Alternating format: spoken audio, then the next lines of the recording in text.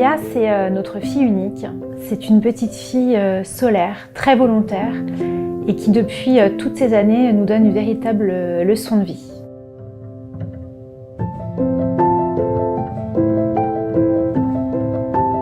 Je m'appelle Mélissa Cassard, je suis la maman de Maya qui a 13 ans, qui est porteuse d'une maladie génétique très rare et je suis la présidente fondatrice de l'association KCNB1 France.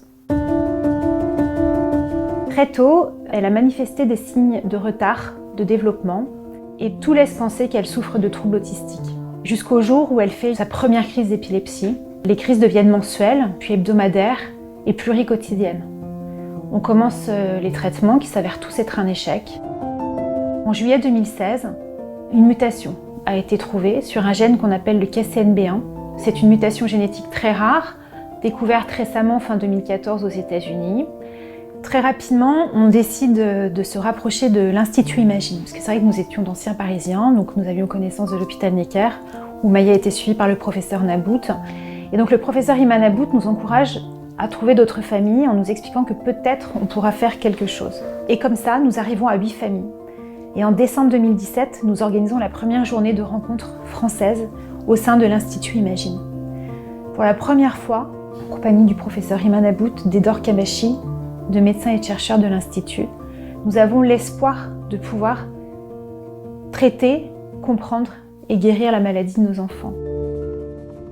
L'Institut Imagine fait partie de ces rares instituts dans le monde qui peut mettre tout ce monde autour du patient et de ses besoins dans les maladies génétiques rares en recherche et en accélérant les thérapeutiques. Ce qui est aussi très important, c'est la disponibilité de plusieurs plateformes qui sont tous dans le même campus, qui nous aident pour tous les travaux de recherche fondamentale, translationnelle et clinique d'avancer avec des pas assez importants.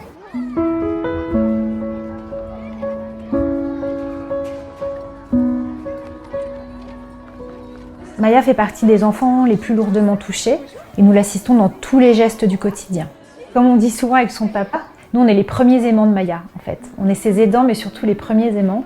Les semaines sont rythmées par des séances de kinésithérapie, 3 fois par semaine. Elle est prise en charge en IME, dans un institut médico-éducatif, depuis 6 ans. C'est un IME qui dépend de l'ADAPEI de Loire-Atlantique, qui fait un travail formidable, que ce soit auprès de Maya et de tous les enfants pris en charge ici. Oui.